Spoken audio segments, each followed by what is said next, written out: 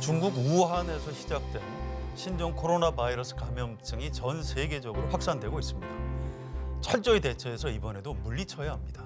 그런데 가짜 뉴스가 퍼지면서 불필요한 공포와 불안이 함께 번지고 있습니다. 오늘은 신종 코로나 바이러스가 무엇인지, 우리가 어떻게 대응해야 하는지 정확하게 알아보는 시간을 갖도록 하겠습니다.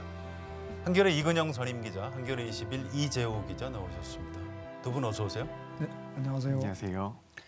예, 이근영 선임 기자는 과학 분야를 굉장히 오랫동안 취재하셨죠? 네, 이번 세기 들어서 시작을 했으니까 한 20년 했습니다. 네, 굉장히 오래 하셨네요. 과학 분야에 대해서 전문가신 만큼 이따 자세한 설명 좀 부탁드리고요. 자, 이재호 기자는 이번 신종 코로나 바이러스 취재에서 기사를 쓰고 계신데 또 마침 보거나 공부를 하고 계신다면서요? 네, 그 2015년에 메르스 사태 당시에 좀 공부를 해야겠다라는 생각이 들어서 보건대학원에 진학해서 보건정책 쪽으로 공부를 하고 있습니다. 네, 2015년 메르스 사태 때도 이제 취재를 네, 기사를 맞습니다. 쓰셨군요. 네. 알겠습니다. 자, 국내 상황 짚기 전에 일단 중국 현지 상황부터 점검을 좀 해보겠습니다. 베이징 정인환 특파원 나와 계시죠? 네, 정인환 안녕하십니까. 특파원. 네네. 네, 안녕하세요. 예예. 우리나라 전세기가 우한에 간다고 알려져 있는데 아직 출발을 못 하고 있는 것 같습니다. 아직 도착 안 했죠? 네, 저 조금 전에 외교부에서 발표가 있었죠. 8시 45분에 인천공항 출발한다고 하고요. 예. 후베이성 교민들도 우한 시내 4군데 집결지를 마련을 해놓고 있어서 8시까지 거기에 모여서 공항으로 이동할 예정입니다. 그렇군요. 우한에서 우리나라까지는 비행 시간이 어느 정도나 걸립니까? 글쎄요, 한 3시간 정도 걸리지 않을까 싶은데요. 네. 베이징보다는 좀 먼 곳이군요. 예, 그렇습니다. 자, 신종 코로나 바이러스 감염자가 2003년 사스 때보다 많은 것으로 알려져 있는데요. 지금 중국 현재 중국 국내 확진자 그리고 사망자 현황은 어떻게 집계돼 있습니까? 그 2002년, 3년 한 반년 가까이 5, 6개월 정도 사스 퍼졌을 때 확진자가 5,327명이었습니다. 네. 어제 이미 그 숫자를 넘었고요. 오늘 아침에 중국 국가위생건강위원회에서 집계한 결과를 보면 어제만 해도 하루에 1,737명이 새로 확진 판정을 받았습니다. 그래서 지금까지 모두 확진자가 7,711명까지 늘었고요. 우한에서만 지금 2,261명이고 우한이 있는 후베이성에서만 4,586명이나 나왔습니다. 네, 사망자도 어떻습니까? 계속 늘고 있는데요. 네. 후베이성에서만 어제 사망자가 37명 늘었고요. 쓰촨성에서도 처음으로 사망자가 나왔고 이렇게 누적 사망자가 지금까지 170명 됩니다. 네, 그렇군요. 자, 중국 정부가 발병 초기에 정보를 자꾸 차단하고 해서 여러 가지 비판을 받았는데 지금은 잘 대응하고 있습니까? 평가가 조금 엇갈리는 것 같습니다. 일단 정보 공개는 사스 때와 비교할 수 없을 정도로 생각보다 좀 빠르다 이런 평이 안팎에서 나오고 있고요. 매일 아침 8시를 전후로 해서 중앙 차원에서 전날 밤 12시까지 집계된 확진자, 사망자, 의심 환자, 또 밀접 접촉자 이런 내용들을 구체적으로 공개를 하고 있습니다. 관영 매체들이 또 하루 종일 실시간으로 31개 성급 행정구역 관련 정보들이 올라오는 대로 또 발표를 하고 있고요. 문제는 이제 초기 대응이 적절했느냐 이 문제인데요. 특히 저 최초 발병지인 우한 봉쇄령이 춘절 연휴 직전인 23일에야 내려진 걸 두고 사실 말이 많았죠. 춘절이 중국에서 공식적으로 연휴가 일주일 정도지만 비공식적으로는 보통 보름 정도 쉬거든요. 연휴를 앞두고 인구 이동이 본격화하기 전에 봉쇄를 했어야 되는 것 아니냐 이런 주장이 많은데 사실 인구가 1,000만 명이 넘는 대도시를 말 그대로 봉쇄한다는 게 사실 쉬운 결정은 아니라는 생각이 좀 들기도 하고요. 네. 우리나라 같았으면 어땠을까, 가능했을까 이런 생각도 들고 어쨌건 국가 역량을 총동원해서 감염 확산을 막기 위한 노력이 이어지고 있으니까 당분간 지켜봐야 될 것 같습니다. 네, 중국 정부가 나름대로 열심히 지금 대책을 세우고 움직이고 있긴 한데 그래도 중국 사람들이 불안감이 상당히 클 것 같아요. 우한이라든가 베이징 이런 데 실제 중국인들의 어떤 분위기는 어떻습니까? 중국 사람들이 사실은 마스크 쓰는 걸 별로 좋아하지 않습니다. 그러니까 미세먼지 지수가 한 200 정도 되면 노약자나 외국인 정도만 이제 마스크를 쓰는 정도인데 거의 중국 현지 사람들은 거의 대부분 쓰지 않고요. 그런데 신종 코로나 감염증이 확산되기 시작하면서 정말 거리에서 만나는 사람 거의 100%가 마스크를 쓰고 있습니다. 또 지하철 타고 출근을 하는데요. 제가 지하철에서 누가 기침이라도 하면 다 같이 엄청 놀란 눈으로 그쪽을 쳐다보게 되기도 하고요. 불안한 감이 굉장히 많이 퍼져 있습니다. 또 연휴 기간인데다가 전염병까지 도니까 생필품, 특히 신선식품류 구하기가 조금 많이 불편해졌고요. 가격도 한 두세 배씩 올랐는데요. 그런데도 일단 불안하니까 아침 일찍 일부 영업하는 마트가 문을 열면 사람들이 잔뜩 몰려가지고 최대한 많이 구해놓으려고 하다 보니까 막 매대 군데군데가 이른 아침부터 비어있기도 하고 그렇습니다. 이 감염증 확산세가 가라앉기까지는 아직 한참 더 있어야 될 것이라는 점을 다들 알고 있어서 그만큼 더 피로도가 더 높아지는 것 같습니다. 그렇군요. 자, 이번 바이러스가 왜 우한에서 시작이 됐는지 궁금하기도 한데요. 전파 경로나 원인 규명 작업은 좀 진전이 있습니까? 예, 여전히 진행 중인데요. 사실 뭐 딱히 우한에 특별한 뭔가가 있는 건 아니고 야생 동물을 통한 바이러스 전파니까 어디에서라도 벌어질 수 있었던 일인데 그게 마침 우한에서 벌어진 것 같습니다. 지금 중국 각지에서 우한 시민에 대한 차별적인 행동들이 좀 많이 나오는데요. 뭐 들어오지 못하게 가로막거나 아니면 우한 사람이 왔는데 행정기관에 등록을 안 하면 그 사람을 신고하면 포상금을 준다던가 뭐 이런 행동들이 나오고 있어서 우한시 당서기가 엊그제 기자회견에서 이런 말을 했습니다. 이해는 한다. 하지만 누구라도 이런 상황에 처하게 될 수 있다. 그러니 관용을 좀 바란다. 이렇게 말하기도 했는데요. 지금은 다른 경로로 이 바이러스가 유포됐을 수도 있다는 지적이 나오긴 하지만 처음에는 우한 시내 중심가에 있는 화난수산시장이라는 곳에서 12월 말부터 집단 발병한 것으로 알려졌죠. 말이 수산시장이지 이 시장이 우리로 따지면 재래 전통시장 생각하시면 될 것 같은데요. 수산물뿐 아니라 채소나 과일, 뭐 기타 공산품도 팔고 또 거기에 불법 유통되는 야생 동물도 판매를 했다고 합니다. 중국 사람들이 아직도 경제 수준이 굉장히 높아졌는데도 야생 동물이 몸에 좋다 이런 생각들이 있어서 야생 동물을 지금도 즐겨 먹는 분들이 좀 계신데 아직 확정된 건 아니지만 대체로 판매되던 야생 동물 가운데 박쥐에서 신종 코로나 바이러스가 퍼진 것이다 이렇게 대체로 보고 있고요. 박쥐에서 곧바로 사람한테 옮겨오진 않고 중간에 뭐 산토끼나 밍크 아니면 고양이 같은 매개체가 있을 것이다라는 추정이 나오고 있습니다. 그렇군요. 전파 경로에 대해서도 네. 분석들이 좀 엇갈려서 좀 더 연구가 필요할 것 같습니다. 최초 알겠습니다. 발병 시점도 마찬가지고요. 예, 네. 시간이 좀 필요하겠네요. 자, 신종 네. 코로나 바이러스가 이제 확산될지 아니면 좀 진정세로 접어들지 좀 가닥이 잡혀야 될 것 같은데 이게 언제쯤이나 그런 가닥을 잡을 수 있을까요? 그거 역시 전망이 좀 엇갈리고 있는데요. 네. 일단 중국 방역 당국 쪽은 어제부터 일단 우한 봉쇄 조치 이후에 조기 진단, 조기 격리 조치가 원활해지고 있기 때문에 앞으로 일주일에서 열흘 정도가 고비가 될 거다. 그리고 그 이후에 이제 좀 줄어들지 않겠느냐라고 지금 추정을 하고 있습니다. 2월 8일이 정월 대보름인데 이르면 그때쯤부터 확산세가 좀 수그러들지 않겠느냐 이렇게 얘기를 하고 있습니다. 문제는 춘절 연휴가 끝나고 또다시 대규모 인구 이동이 예정돼 있는 게 문제인데요. 연휴 기간을 연장해서 어느 정도 잠복기에 있는 감염자들이 대충 증세를 나타내고 있고 이들이 다 확진 판정을 받으면 이동이 차단되고 그러니까 춘절 연휴에 사람들이 도시로 복귀하더라도 확진자가 폭발적으로 늘지 않을 것이다. 이게 이제 당국 쪽에서 나오는 낙관론이고요. 반면에 사스 파동 때 중국 본토만큼 희생이 컸던 게 이제 홍콩 쪽인데요. 홍콩 쪽은 비관론이 아주 강합니다. 바이러스 확산세가 이제 시작이고 베이징, 충칭, 상하이, 선전, 광저우 이렇게 인구 2천만 명이 넘는 거대 도시에서는 4월 말이나 5월 초가 바이러스 확산의 절정기가 될 거다. 이런 지적들이 방역 전문가들 사이에서 나오고 있습니다. 사스 때처럼 올 상반기가 거의 지날 무렵에나 진정이 될 거다. 뭐 이런 비관론인 거죠. 네, 그 비관론이 현실이 되면 참 끔찍한 일이 되겠군요. 자, 정윤환 기자 수고하셨고요. 건강 각별히 잘 챙기시기 바랍니다. 예, 감사합니다. 자, 이제부터는 이근영 선임 기자, 이재호 기자와 함께 우리 국내 상황 짚어보도록 하겠습니다.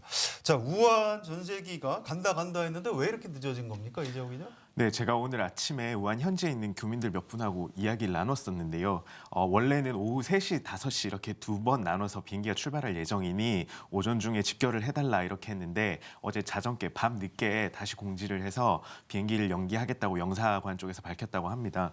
그래서 이제 그쪽에서 좀 동요를 했었고요. 현지 교민들이 이게 비행기에 문제가 생기는 게 아닌가, 혹시 돌아가지 못하는 건 아닌가 이렇게 이야기가 나왔었지만 어쨌든 아까 특파원께서 말씀하신 대로 오후 8시 45분에 한 대가 출발을 해서요. 근데 지금 비행기가 한 대가 줄었습니다. 두 대에서 그렇죠. 네, 한 대로 줄어서 이제 좀 축소를 해서 360여 명을 태우고 일단은 내일 이른 아침에 김포공항으로 들어오는 예정으로 알려져 있습니다. 네, 자, 이분들 오면 아산하고 진천에 가서 일단 좀 관찰을 해야 될 것 같은데요. 자, 이 지역 주민들이 난리가 났어요. 막 공무원들을 막 폭행하고. 자, 이거 어떻게 이분들이 이렇게 걱정하는 게 맞는 겁니까, 이건영 기자? 네, 좀 안타까운 상황인데요.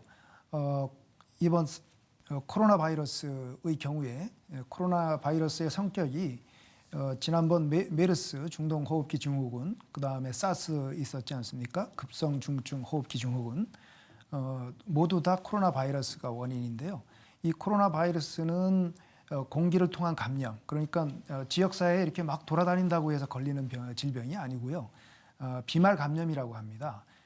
환자가 재채기나 기침을 했을 때 나오는 분비물이 아주 가까이 있는 1m나 2m 정도 떨어져 있는 사람한테 옮아서 걸리는 질병이거든요.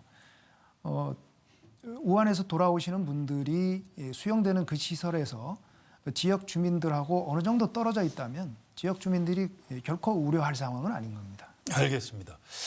자, 그런데 일각에서는 이 장소가 원래 천안이었다가 이제 아산 진천으로 바뀌었다. 천안의 국회의원들은 다 여당 의원들인데 네. 아산하고 진천은 자유한국당 의원 지역구다. 그래서 바꾼 것 아니냐. 그래서 주민들이 화가 난 것이다. 뭐 이런 취지의 사설을 쓴 신문도 있어요. 자, 이게 어떻게 된 겁니까? 이게 이제 28일에 정부가 처음에 그 천안으로 수용지를 결정을 했다가 주민들이 반대가 좀 있었죠. 그리고 이후에 다시 이걸 이제 진천하고 아산으로 변경을 하면서 이런 이야기가 나왔습니다. 말씀하신 것처럼 천안의 지역구 의원은 3분 다 여당인데 이제 그 진천과 이쪽은 자유한국당 현재 야당이다 보니까 지금 이렇게 옮겨진 것이 아니냐 이렇게 하니까 정부에서는 박능우 장관이 직접 해명을 했었습니다. 오늘 오전에 그 신청자가 초기에 150명이었는데 이게 700명으로 좀 과정에서 늘어나게 됐고 수용지 그리고 뭐 의료시설과의 인접성 등을 좀 고려해서 결정을 한 것이었다. 애초에 발표했던 천안도 이게 최종 결정은 아니었다 이렇게 해명을 하고 나섰습니다. 네, 좀 넓은 장소가 필요해서 옮긴 것이지. 네. 뭐 여당 의원, 야당 의원 이런 것 때문에 바꾸진 않았겠죠. 네. 알겠습니다. 자, 지금 우리가 방송을 하고 있는 이 순간에도 속보가 막 들어오고 있습니다. 6번째 확진자까지 나왔다. 지금 이렇게 발표가 되고 있는데요. 좀 네, 소개를 해주시죠. 저희가 앞서 이틀 동안은 확진 환자가 나오지 않아서 조금 그래도 안심을 할 수 있는 단계로 갈 수 있을까 뭐 이렇게 희망을 좀 갖기도 했었는데 좀 안타깝게도 지금 2명의 환자가 확진 판정을 받았습니다. 5번째 환자와 6번째 환자가 되겠는데요. 5번째 환자는 32살 남성으로 밝혀졌고요. 이분은 이제 업무차 중국 우한 지역을 방문했다가 돌아와서 24일에 귀국을 했는데 이제 확진 판정을 받았고요. 6번째 환자는 56세 남성으로 3번째 환자의 접촉자로 지금 현재 알려져 있습니다. 2차 감염 사례가 나온 거고. 네, 2차 감염 사례가 맞습니다. 지금 한국에서는 이제 최초의 2차 감염 사례다 이렇게 볼 수 있을 것 같아요. 하지만 이게 2차 감염이라고 해서 굉장히 독특한 건 아니고요. 저희가 1차 감염은 보통 진원지 동물로부터 바로 감염된 걸 1차 감염이라고 하고 2차 감염은 이제 사람에서 전파된 것을 말하는데 네. 사실상 지금 한국에 있는 감염자 모두가 2차 감염자이긴 하거든요. 중국에서 저기 화난 시장을 모두 방문한 적이 없어요. 지금 모든 환자들이. 그렇기 때문에 중국에서 2차 감염이 돼서 한국으로 들어온 것이기 때문에 뭐 이거에 대해서 너무 과도한 공포심을 가질 필요는 없을 것 같습니다. 알겠습니다. 지금 감염병 위기 경보 단계가 네. 경계 수준인데요. 네, 이게 맞습니다. 어느 정도 수준을 경계라고 하는 건가요? 이게 이제 정부가 위기 경보 단계를 주의 단계에서 경계로 끌어올렸어요. 27일이었습니다. 이게 네 가지 단계, 이제 관심, 주의, 경계, 심각 이렇게 네 가지 경보 단계가 있는데요. 이 경계는 일단 지역사회 감염이 가장 중요한 요소입니다. 지금 저희가 메르스 때는 그런데 주의 단계에서 경계 단계로 올리지를 않았었습니다. 그 이유는 그 메르스 당시에는 거의 대부분이 원내 감염이라고 해서요. 93% 정도가 병원 안에서 감염이 됐었거든요. 그리고 나머지도 집이라던가 구급차 이런 실내에서 감염이 됐었기 때문에 이거를 경계로 올리는 걸 놓고 좀 이제 논란이 있었고요. 그리고 당시 정부가 이게 경계로 올렸을 경우에 이제 경제에 좀 치명적인 타격을 입힐 수 있다 이런 좀 정치적인 판단도 섞여서 올리질 않았었는데 이번 정부 같은 경우는 이게 전파력이 그래도 이제 R 제로 값이라고 해서 이게 4.0이라고 지금 분석이 나오는데 이건 굉장히 좀 전파력이 강한 수준이거든요. 네. 그리고 중국에서 한국에 방문하는 분들이 워낙 많다 보니까 이거를 좀 경보 단계를 빨리 끌어올릴 필요가 있다 이렇게 판단을 해서 저희가 첫 환자가 확진을 받았던 20일 이후 일주일 만에 이거를 경계로 끌어올렸습니다. 자, 이건영 기자님, 경계로 이렇게 격상한 게 적정했다고 평가하십니까? 결론부터 말씀드리면 적절했다고 생각을 합니다. 네. 메르스 때는 주의 단계로 고정을 해놓고 경계를 격상을 했어야 할 상황임에도 불구하고 주의 단계에서 방역 조처를 했거든요. 그래서 자원 동원이라든가 또는 방역 인력의 책임과 권한 문제에서의 많은 혼선이 벌어졌었습니다. 이런 부분은 메르스 백서, 메르스 사태 이후에 작성된 메르스 백서에서도 지적되고 있는 부분이고요. 이번 정부가 이런 시점에 경계 단계로 격상한 것은 맞다고 봅니다. 이제 이 위기 경보 단계 그 문구로만 본다면 주의 단계는 해외 감염병이 유입됐을 때, 그 다음에 경계 단계는 그 감염병이 지역 사회로 전파됐을 때 발령을 하도록 돼 있는데 현재 4명의 확진자까지는 이게 해외에서 유입된 건지 국내에 와서 전파된 건지 해석하기가 좀 애매했었는데 오늘로서 이제 그 지역 전파가 확실하게 이루어졌고 말하자면 적어도 오늘은 경계 단계로 격상을 했어야 하는데 좀 일찍 했느냐, 뭐 늦게 했느냐 이게 논란이 될 수도 있겠지만 위기 대응이라는 것은 항상 선제적으로 해야 된다고 생각을 하고요.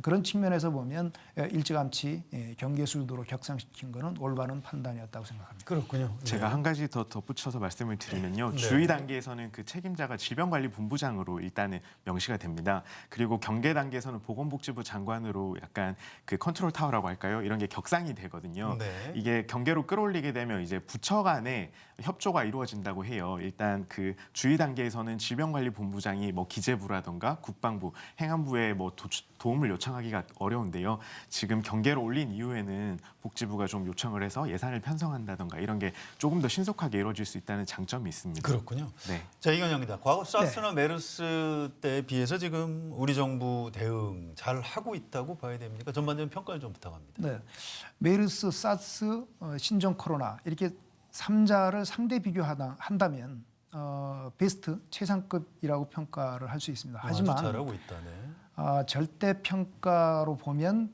최상급이라고 판단하기에는 아직은 좀 시기상조다 이렇게 그렇겠군요. 말씀드릴 수가 있고요. 예. 문제는 이제 그 메르스 때는 정부가 잘못된 대처 또 그 병원의 이름을 공개하지 않는다든지 이런 그 실수 때문에 사실 주의 사태로 막을 수 있는 상황을 경계 사태로 악화시켰던 측면이 있습니다. 조금 길게 설명을 드리면 좋습니다. 네. 2009년에 영국에서 그 멕시코 신종 플루가 발병했을 때 고든 총리가 바로 이튿날 국회 국정연설을 통해서 어떤 환자가 어떻게 감염이 되고 현재 상황은 어떻다라는 것을 발표를 한 적이 있어요. 국가 위기 상황에서 정부가 어떤 자세를 가져야 하는지를 보여주는 본보기로서 거론이 많이 되는데요. 이번 정부는 그런 측면에서 보면 꽤 모범적인 모습을 보였다고 봅니다. 다만 발표를 얼마나 빨리 했느냐 이게 중요한 게 아니라 현장에서 잘 대처를 했느냐가 중요한 거거든요. 그런 측면에서 보면 1339 전화, 신고 전화가 원활하게 운영되지 않았다는 점, 또 마스크 등 이 방역 물품이 얼마나 그 보급이 잘 됐는지, 또 뭐 오늘 그 이제 우한에서 돌아오시는 귀국하시는 분들이 수용될 시설 그 지역 주민들이 갈등을 겪는 이런 문제들을 좀 더 긴밀하고 치밀하게 대처하지 못했다는 점들은 아마 좀 아쉬운 점으로 지적될 것 같습니다. 네, 2015년에 이재우 기자 메르스 취재했었는데요. 지금 정부가 잘 대응하고 있다고 보십니까? 세부적인 내용을 미리 말씀 많이 해주셔서 저는 이제 대통령의 어떤 메시지를 기준으로 좀 평가를 할까 하는데요. 2015년 메르스 사태 당시에는 그 첫 확진자가 2015년 5월 20일에 나왔습니다. 그날 제가 기억이 생생하게 나는데 수요일이었어요. 그런데 이제 그 박근혜 전 대통령이 아무런 언질을 하지 않았고요. 그 다음 주 이제 화요일이 국무회의 때까지 아무런 메시지가 없었습니다. 그런데 또 공교롭게도 국무회의 때도 메시지를 내놓지 않았었어요. 그 당시에. 그래서 굉장히 현장에서 어떻게 해야 될지 모르겠다 이런 이야기들이 나오고 있는 상황이었는데요. 이번에는 뭐 화요일, 그러니까 첫 확진 환자가 월요일에 나왔는데 그 다음날 바로 이제 국무회의 자리에서 문재인 대통령께서 좀 컨트롤 타워를 자임하고 나선 거는 좀 긍정적으로 평가를 하고 싶어요. 근데 이번에는 좀 현장에서 나오는 목소리가 컨트롤 타워가 너무 많은 것 같다. 오히려 반대로 이제 그때는 메르스 때는 좀 보이지 않아서 문제였다면 이번에는 아까 말씀하셨던 그런 진천과 천안 그 이제 수용지 결정 문제라든지 이런 데서 누가 책임을 지는지 이런 게 좀 명확하지가 않은 것 같아서 좀 교통 정리가 잘 안 되는 거 아닌가 저는 이런 지적을 좀 하고 싶습니다. 네, 알겠습니다. 자, 문재인 대통령이 우한에 다녀온 3,000명 전수조사를 해라. 자, 이건 어떻게 평가할까요? 문제가 있습니다. 전수조사를 하라고 지시했다는 것이 문제가 아니고요. 네. 그 지시를 대통령이 했다는 것이 문제입니다. 왜 그렇죠? 지금 이재호 기자께서 지적하셨던 그런 부분하고도 연관이 되는데요. 감염병보가 주의 단계가 되면 중앙방역대책본부라는 것이 꾸려집니다. 질병관리본부장이 본부장을 맡게 돼 있고요. 그렇다고 하면 이 지시는 질병관리본부장이 했어야 할 지시인 것 같습니다. 예를 들면 일본 후쿠시마 원전 사고 때 일본 원자력 안전정보원이라는 게 있습니다. 보안원이라는 게 있습니다. 우리로 말하면 원자력 안전위원회 위원일 텐데요. 그 위원장은 경제산업성, 우리로 말하면 산업부의 고위직 간부가 맡고 있었고요. 이분은 이제 경제통이니까 원자력 전문가인 그 밑에 심의관을 현장 지휘 책임을 줬습니다. 그런데 정보는 총리실하고 공유하도록 하고요. 그런데 이 심의관이 원전의 멜트다운, 그러니까 노심 용융 건에 대해서 언급을 합니다. 언론에. 그 책임을 물어서 교체를 해버려요. 그러고 나서는 뭐 뻔한 진행이 되는 거죠. 그 다음부터는 이 현장 책임자들이 소신 있게 뭔가 발표를 하거나 조처를 하지 않고 총리실 눈치를 보게 됩니다. 모든 건에 대해서 총리실 승낙을 받아야 공개를 하고 이번 우리 사태도 현장 관리자, 현장 책임자가 좀 더 소신껏 일을 할 수 있도록 그렇게 이끌어가는 것이 좋을 것 같습니다. 알겠습니다. 자, 6번째 확진자가 나왔는데요. 환자가 앞으로 추가로 얼마든지 발생할 수 있고 네. 우리나라에 지금 이 치료 시설은 충분히 확보가 돼 있습니까? 어떻습니까? 저희가 뭐 불행 중 다행이라고 할 수 있는데요. 2015년도에 이제 메르스 사태를 저희가 좀 처절하게 겪으면서 네. 음압 시설이라든지 격리 시설에 대해서 좀 철저하게 준비가 되어 있는 상황이어서 숫자는 뭐 부족하지 않을 것이라고 지금 당국은 내다보고 있는 상황입니다. 그렇군요. 네. 자, 이 이름 자체가 좀 약간 네. 공포스러운 측면이 있어요. 뭐 네, 맞습니다. 신종 코로나 이러다 보니까 이게 뭔지 몰라서 좀 더 좀 겁도 나고 그런 것 같은데요. 자, 이게 실제로 신종 코로나 바이러스가 어떤 질병이고 얼마나 위험한지 뭐 이런 것들을 좀 설명을 해주실까요? 일단 이름이 코로나라고 하는 건 바이러스를 현미경으로 관찰했을 때 그 이제 세포 외부가 코로나 태양의 그 외부처럼 생겼다라고 해서 코로나 바이러스라고 이름이 붙여져 있는데요. 지금 아까 제가 잠깐 언급을 드렸습니다만 R0 값이라고 해서 전파력을 측정하는 게 있습니다. 이게 지금 이 신종 코로나 바이러스 감염증은 확실한 건 다 없어요. 지금 추정된 내용, 지금까지 나온 내용으로만 종합해서 보면 그 R0 값을 1.4에서 2.5 정도로 규정을 하고 있습니다. 이것이 전파력을 의미하는데요. 한 명이서 1.4명 또 많게는 2.5명까지 전파를 시킬 수 있다는 거예요. 그런 의미군요. 네, 메르스 때는 저희가 0.7에서 0.9 정도로 평가를 했는데 이 이하가 되면은 자연 소멸할 수 있습니다. 왜냐하면 한 명이서 한 명 이하를 감염시키기 때문에 이제 자연 소멸할 수 있지만 그거에 비교하면 이번 신종 코로나 바이러스는 감염력은 좀 더 세다고 할 수 있을 것 같아요. 그렇군요. 하지만 지금 치사율이라고 해서요, 치명률이라고 해서 걸렸을 때 사망하는 경우는 물론 좀 더 지켜봐야 합니다만 네. 조금 낮은 수준입니다. 메르스 때 저희가 20%였고 네. 중동에서는 40% 정도를 기록했는데요. 그에 비해서 지금 신종 감염증은 한 10% 안쪽으로 잡힐 것으로 전망이 되고 있어서 네. 이 정도로 위험하다. 물론 전파력은 좀 더 있지만 메르스보다 치사율은 좀 낮을 것이다. 이렇게 전망이 나오고 있습니다. 네, 치사율이 낮은 게 참 다행이네요. 네. 자, WHO에서 무증상 전염 가능성이 있다. 뭐 이런 발표를 했는데 이게 네. 무슨 의미입니까? 이게 이제 무증상과 그 잠복기 감염 여기서 많이 헷갈리셨을 수 있는데요. 네. 그 잠복기는 바이러스가 이제 침출해서 증상이 나오지 않은 상황을 의미하는 것입니다. 그러니까 지금 이 신종 코로나 바이러스 감염 같은 경우에는 지금 잠복기가 한 2일에서 4일 정도 증상이 2일에서 4일 정도에 많이 나온다라고 하거든요. 네. 그러니까 이 잠복돼 있는 시기에도 감염이 된다 이 지금 이야기인데요. 메르스 때는 저희가 그런 사례가 없었습니다. 단 한 건도 없었어요. 그래서 무증상 전염 가능성을 지금 한국 정부는 좀 낮게 보고 있는데 중국 당국에서 발표를 했거든요. 무증상 혹은 잠복기에 감염이 된다 이렇게 발표를 했고 WHO도 지금 그 가능성을 배제를 할 수 없다 이렇게 발표한 상태인데 사실 이거에 대해서도 증거 자료가 없는 상황입니다. 제가 그렇군요. 오늘 저기 역학회 지금 담당하시는 분과 통화를 했는데 중국 정부가 정확한 정보를 내놓지 않고 지금 일방적으로 이렇게 말을 하고 있어서 좀 혼란스러운 상황이고 일단은 잠복기 감염이 될 수 있을 것이다라고 일단은 가정을 하고 방역망을 짜고 있는 상황이다 이렇게 설명을 했습니다. 알겠습니다. 자, 질병관리본부에서 우리나라 그 확진자들이 어디를 갔었는지 그 동선을 공개를 하고 있는데요. 여기 가면 이게 전염되는 겁니까? 어떻게 되는 겁니까? 다시 한번 말씀드리지만 신종 코로나 바이러스 감염증은 공기 감염이 아니고 비말 감염입니다. 만약에 그 환자가 갔던 병원이나 또는 가게라든가 이런 곳에서 이미 나온 지가 오래됐거나 또는 또 지금 방역 당국에서는 철저하게 소독을 했기 때문에 아마도 그 장소에 간다고 하더라도 100% 안전하다고 저는 생각을 합니다. 그렇군요.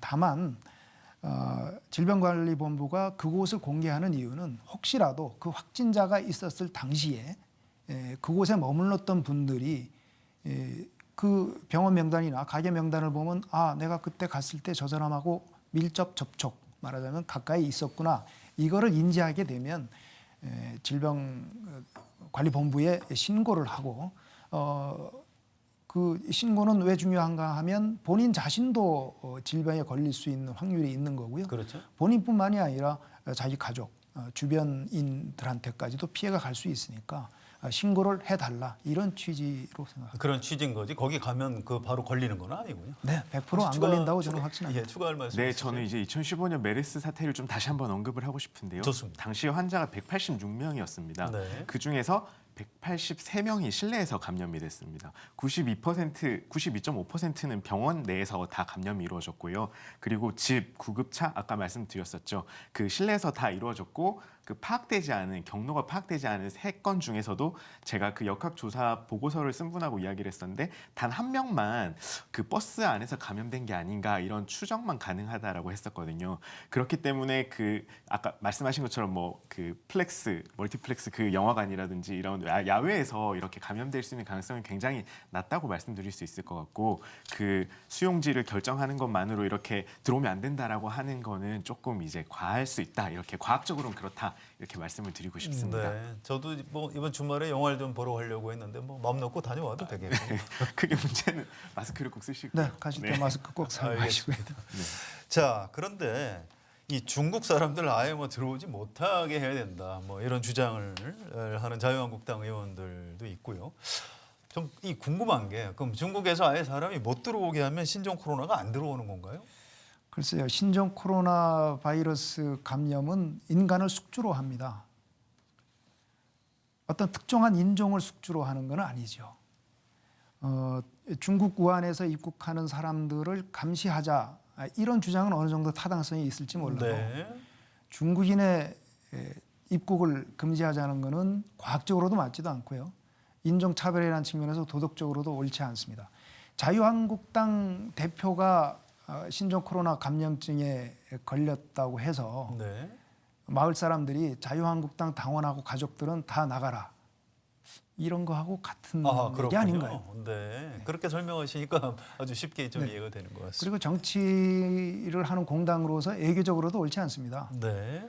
메르스 때 중국이 대한민국 국적을 가진 사람들을 못 들어오게 하지도 않았고요. 어느 나라도 마찬가지로 한국인을 입국 거부한 곳은 한 군도 없습니다. 마찬가지로 우리나라에서도 그 중국인이 지금 들어온다고 해서 막는 거는 그런 측면에서 보면 옳지 예. 않은 일인 것 같습니다. 말이 안 되는 얘기네요, 한마디로. 맞습니다. 자, 한 가지 더. 네. 첫 번째 환자가 중국인인데요. 이 사람 치료비하고 생활비를 왜 우리 정부에서 대주냐? 뭐 이렇게 시비 거는 분들이 있어요.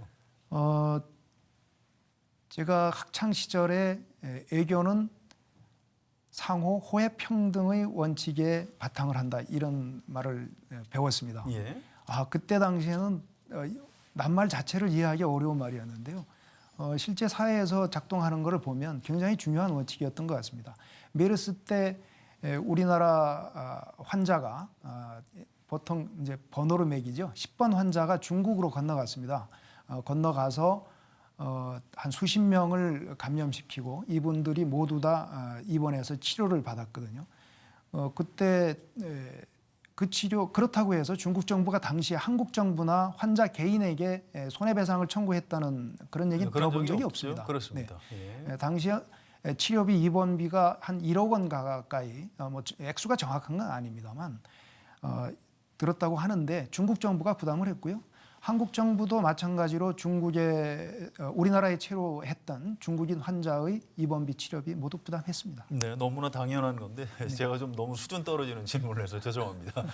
아무튼 이제 이런 오해는 좀 푸셨으면 좋겠고요. 자, 이제 이재호 기자. 어쨌든 신종 코로나 바이러스 위기에서 좀 우리가 벗어나려면 시민들이 좀 철저하게 대비를 할 필요는 있는 것 같습니다. 자, 이 예방법이라고 할까요? 좀 자세히 좀 설명을 해주실까요? 이게 정말 중요한 것이 아까 말씀드린 것처럼 마스크를 쓰시고 사람 많은 곳에 가실 때는 네. 그리고 손을 씻는 게 굉장히 중요하다고 합니다. 여기 코로나 바이러스 특징이 엔벨롭이라고 해서 바이러스 껍데기가 있는데요. 이게 그 비누와 세제에 굉장히 약합니다. 그래서 저희가 손으로 이제 세제를 깨끗하게 이렇게 많이 묻혀서 30초 가량 깨끗하게 씻으면 거의 다 사멸한다고 지금 학자들은 이야기를 하고 있거든요. 그것 때문에 손을 항상 자주 깨끗이 씻는 게 중요할 것 같고요. 그리고 코 점막에 이 바이러스가 좋아하는 환경이 좀 형성이 돼 있습니다. 그렇기 때문에 밖에 다니면서 이제 코를 좀 자주 풀거나 코를 자주 세척해주면 역시 예방에 좀 도움이 많이 될 수 있다. 이렇게 전문가들이 이야기를 하고 있습니다. 알겠습니다. 자, 메르스 때 병원에서 감염된 경우가 많은데요. 네, 맞습니다. 자, 당분간 병원에 안 가야 됩니까? 어떻게 보세요? 병원에서 또 감염되는 건 아니야 이런 공포감이 좀 있는데요. 네, 메르스 때는 많은 환자들이 대부분의 환자들이 병원에서 감염된 건 맞습니다. 맞지만 그때는 어떤 상황이냐 하면 감염된지를 모르고 있는 상태에서의 병원에서 감염이 일어나는 겁니다. 예. 이후에 메르스가 확인된 이후에는 환자들이 확인되면 격리 시설로 그렇죠. 감압 시설로 격리시켰죠. 전부 옮겼죠. 그렇습니다. 지금은 이미 그것이 확인됐고 신종 코로나 바이러스인 거 확인되고 확진자들은 다 격리되고 있습니다. 일반적인 병원에 갔을 때 감염되는 거는 사람이 많이 모인 곳에 갔을 때하고 같은 상황입니다. 그거를 병원이라고 해서 신종 코로나 바이러스가 더 감염이 잘 되거나 다른 장소라고 해서 덜 되거나 하진 않을 겁니다. 확률상으로 보면. 알겠습니다. 그래서 병원인 것이 중요한 것이 아니라 예. 사람이 많이 모인 곳을 갈 수밖에 없을 때는 개인 위생 관리, 마스크를 하시고 손 씻기를 철저히 하시는 것 이것이 중요합니다. 알겠습니다. 이재호 기자 추가하실 말씀. 네, 특히 이제 저희 메르스 때 아까 말씀드린 것처럼 병원 내 감염이 대부분이었기 때문에 병원에 가는 걸 굉장히 많이 무서워할 수 있어요. 근데 저는 좀 주의해야 되는 분들이 특히 중국에 최근에 다녀오신 분들이 비슷한 증상이 있다거나 몸이 아프면 최대한 병원에 바로 가시기보다는 좀 추가적인 감염을 막기 위해서는 일단 뭐 병원에 연락을 해서 좀 의사와 상담을 하고 네, 일단은 좀 나가는 거를 좀 조심스럽게 해야 하지 않을까. 그렇게 해서 혹시라도 자신이 감염됐을 경우를 좀 대비를 해주셨으면 하는 바람이 있습니다. 알겠습니다. 자, 이근영 기자, 이게 사스, 신종 플루, 메르스 이게 주기가 정확히 어떻게 되는지 모르겠는데요. 한 5, 6년마다 뭔가 이렇게 바이러스에 의한 전염병이 나타나고 있어요. 이게 왜 이런 겁니까? 공교롭게 2003년에 사스, 2009년에 신종플루, 그리고 2015년 메르스, 2020년 신종 코로나. 얼핏 보면 한 5, 6년마다 한 번씩 당연히 그러다 보니까 5년 주기설, 또 경우에 따라서는 10년 주기설 이런 말이 나오고 있습니다. 하지만 주기적인 출현이라는 것은 과학적 근거는 없습니다. 중요한 건 주기적으로 출현한다는 것이 중요한 게 아니고 이런 신종 전염병이 자주 나타난다. 이것이 중요한 것이거든요. 특히 이제 최근에 들어서 세계적으로 보면 거의 해마다 반복되고 있습니다. 2012년에 메르스, 2013년에 중국 조류독감, 2014년에는 서아프리카의 에볼라, 2015년에는 지카 바이러스, 2016년은 앙골라하고 브라질의 황열, 뭐 거의 해마다 빠지지 않고 지금 등장하고 있는데요. 원인은 이렇게 전문가들은 보고 있습니다. 아시아하고 아프리카가 경제 발전이 진행이 되다 보니까 인구가 급증을 했고 또 그 급증한 인구가 도시로 집중화가 이루어졌습니다. 그러다 보니까 공장식 축산이 또 증가를 했고요. 그렇죠. 네. 거기다가 항공기라든가 또는 고속철도라든가 이런 교통수단이 발달하다 보니까 사람들 이동이 굉장히 쉬워졌습니다. 특히 최근 들어서 또 다른 이슈 중에 하나인 기후위기, 기후변화로 인해서 지구온난화가 진행되면서 이런 병원체들이 쉽게 서식할 수 있는 조건이 발생하고 서식할 수 있는 조건이 됐고요. 실제로 열대지방에서 나타나는 황열병이 최근에 일본에서 발병을 했고요. 우리나라에서 발병할 날이 그리 멀지 않다라는 것이 전문가들의 의견이거든요. 하지만 신종 감염병 그 증가 속도와 또 거기에 대한 대응하는 그 기술의 발달 속도도 비슷합니다. 그렇죠. 그래서 신종 감염병이 발병하는 것만큼이나 빠르게 거기에 대한 대처하는 대응 기술, 방역 기술을 확보할 수 있도록 노력하는 것도 굉장히 중요하다고 봅니다. 네, 5년, 6년 주기 뭐 이건 별로 그렇게 큰 의미가 없다 이런 말씀이시네요. 네, 그 주기를 안다고 해서 저희들이 달리 대처할 수 있는 건 방법도 없습니다. 없고요. 네, 알겠습니다. 자, 이 질문은 이재호 기자한테 먼저 좀 드릴게요. 총선까지 한 2달 반 정도 남았는데요. 이게 국민의 어떤 생명과 재산은 여야 이런 정치적인 문제가 아닌데 아무래도 이제 정치적으로 자꾸 활용을 하는 측면이 있어요. 언론도 그렇고 정치도 그렇고. 자, 이 부분에 대해서 좀 한 말씀 부탁드릴게요. 네, 뭐 당연히 방역을 철저하게 해달라 혹은 뭐 더 이상 감염병이 환자가 확산하지 않도록 좀 주의를 해달라 이렇게 정치적으로 압박하는 건 당연히 할 수 있다라고 아까 말씀하신 것처럼 할 수 있다고 생각을 하는데요. 이 과정에서 혐오를 이용한다거나 혐오 분위기를 조장해서 반대 급부를 얻으려고 하는 방식은 옳지 않다고 저는 생각을 합니다.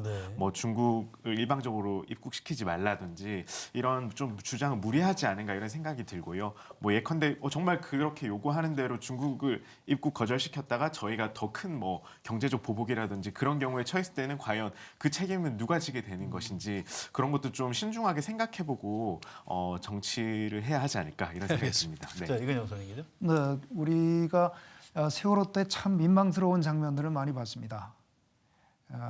그 현장을 방문한 장관이 세월호 유가족을 등지고 앉아서 컵라면을 먹는 장면이라든지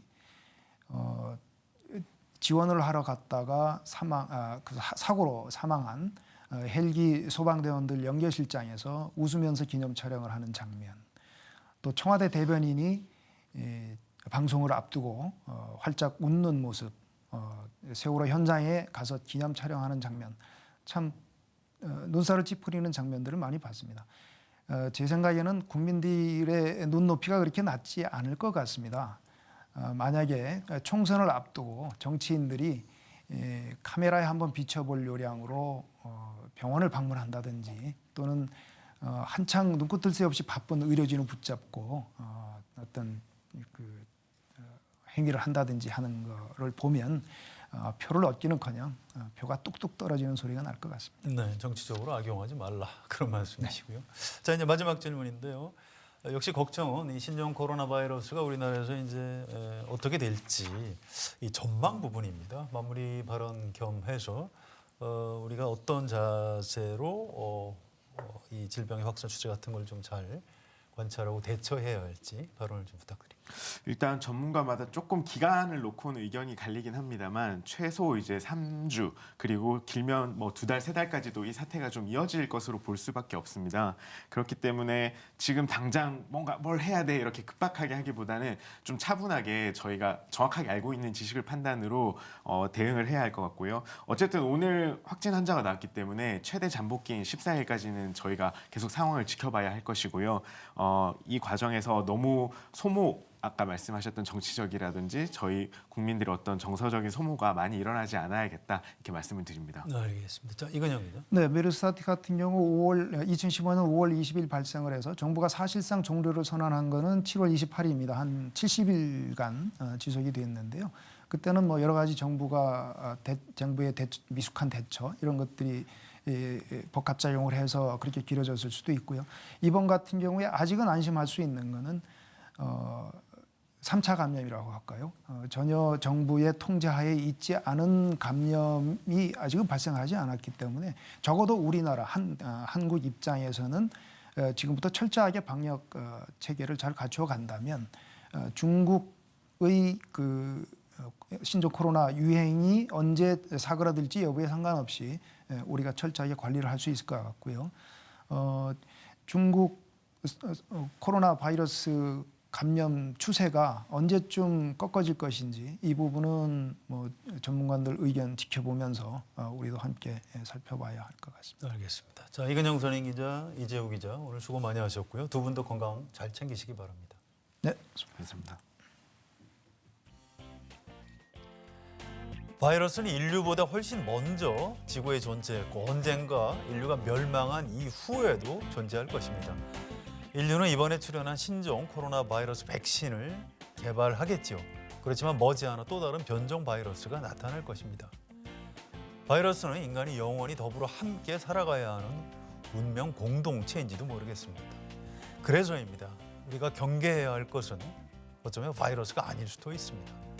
사람에게 해로운 바이러스가 창궐하도록 방치하는 인간의 무지, 그리고 이런 기회에 불안과 공포, 혐오와 배제를 선동해서 한몫 잡으려는 사악한 사람과 집단들을 더욱 더 경계해야 합니다. 바이러스보다 인간이 훨씬 더 해롭고 위험한 존재라는 영화 대사가 실감나는 요즘입니다. 신종 코로나 바이러스 확산 추세가 머지않아 절정기를 맞을 것입니다. 하지만 강력하고 철저하게 동시에 차분하고 지혜롭게 대처하면 우리는 얼마든지 이 위기를 넘길 수 있습니다. 한겨레 라이브 오늘 준비한 내용은 여기까지입니다. 저는 다음 주 화요일 저녁 6시에 다시 오겠습니다. 여러분 고맙습니다.